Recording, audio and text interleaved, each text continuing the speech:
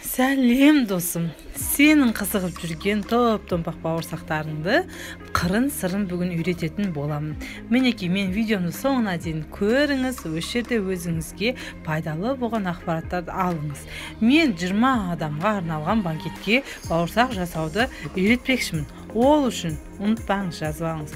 250 грамм ыстық су, 500 грамм сүт, сметана қостым мен үйде. Сметананың орнына сіз майонез қоссаңыз да болады.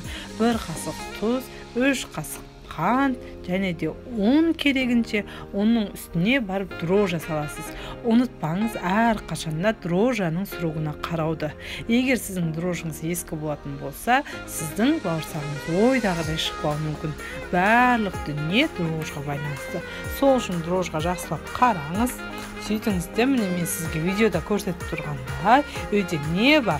Мен мысалға 100 грамм сары май астатқа тұр екен, сонда салып жүруді жөн көрдім. Себебі қамырымыз қаншалықты құрамы әдемі болса, бауырсағыңызда соншалықты золотистый әдемі болып шығады. Ол жерде айта кетейін, құмшекерді біз тек қана дәм беру үшін ғана емес, қуырған кезде тез ғана алтын түске ену үшін, майымыз аз кету үшін қуырған кездегі пайдаланамыз достар.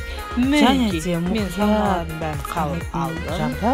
Қазір ұнды еректен өткізіп обязательно саламын. Салқын майда болмау керек. Салқын майда бауырсағың сіңіп, майдың бәрін өзіне тартып алады. Бауырсақты ешкім жей алмайтын болып қалады. Сол үшін қатты қызбаған, қатты су емес, температурадағы майға қуыратын боламыз достар. Мінекей, бір жағы полный көтеріп алғанша қуырамыз. Одан кейін екінші бетін аударамыз. Әдемі алтын түсті бауырсақтарымыз дайын. Жасап көресіз деген үміттемін.